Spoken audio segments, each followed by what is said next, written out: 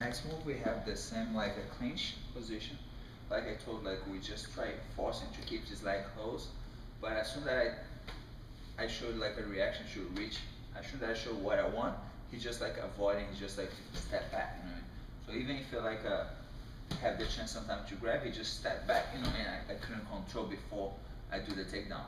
If it is happen, it's a good moment to just try like make him fall in this empty space right here. So I'm gonna just like extend his leg to kind of like a pull guard, and make sure once he starts rolling, your leg that is inside, you try to use this to kind of like sweep in. So it's gonna be the takedown combined with like a almost like a butterfly sweep. And just so I have it for the dialogue, when we were over here talking, when I asked you about why don't you do throws utilizing like the collar or grip, like common throws that you'd see in like judo, why don't you do those?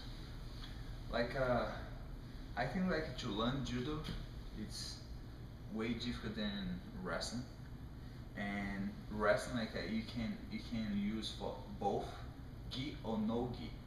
And if you learn judo, probably gonna be able to use just with the gi. The no gi is gonna be a little hard to make the adaptation for both. So I prefer much more like I use a wrestling move that is easy to match with gi and the no gi. Then becomes like a really good in like a judo moves that are gonna need the gi most of the time. It's gonna be really hard to do the same transition from like a judo throws in the no gi because you don't have the gi. You see much more people like getting good to take downs doing wrestling than doing judo. I'm sure you can do the transition, but it's really hard, and I'm sure you're gonna have to spend a lot of time like practice like the takedown. And we focus in jiu-jitsu, so we don't have that much time to spend time doing takedowns and not in the technique on the ground.